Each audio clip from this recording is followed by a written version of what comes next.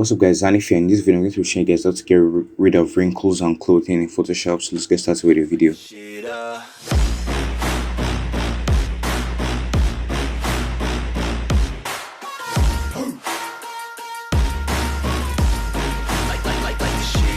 What's up guys, and if you're first content this video, make sure to subscribe to my channel for more content like this.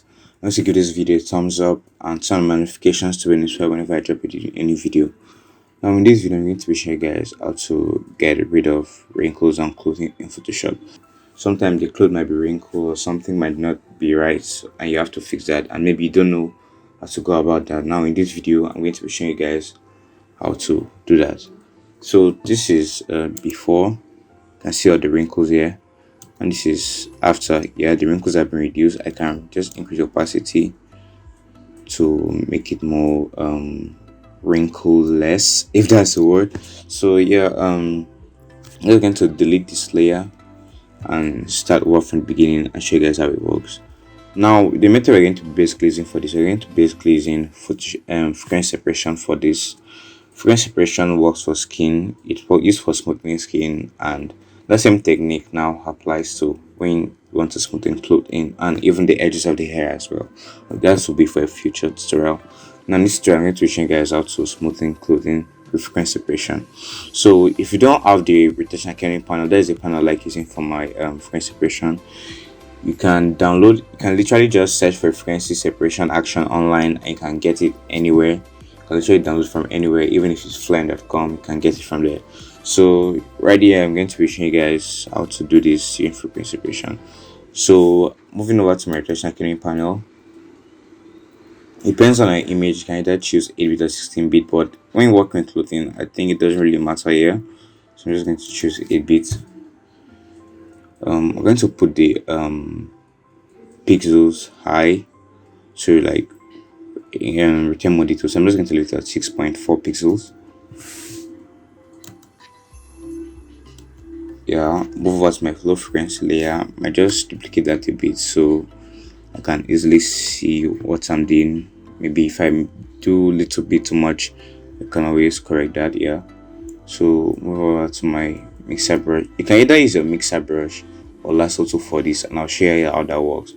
Now these are the settings I usually use for my screen retouching, but what I'm going to be doing here is just to like increase the effects. Let me show you guys what happens once I like brush over the clothing. Now it doesn't really happen, so like to increase the effects, I'll increase my width to like 50, and then as you can see, it's now like smoothing out and all that here. So you can just basically brush over the rump parts of the cloth, it will be smoothing out. You can see it's smoothing out the rump part of the cloth. It's basically like ironing but in Photoshop.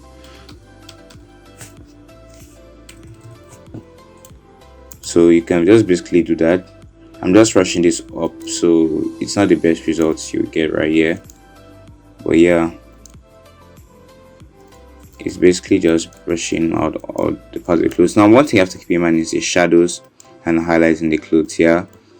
When you are doing it for yourself, you don't want to do it scattered like this. You want to do it like you are retouching skin, but then it's clothing. Yeah, so you want to deal with the shadows and highlights differently. So as you can see right here, we have basically smoothen this. Yeah, it looks like it's literally high-end. So it depends on how rumpled the clothing is. Some super rumpled clothing, you'll still see some lines right here, yeah, and I think you really want that line to be there because it looks more natural that way. It's not natural if the whole thing is all straightened out.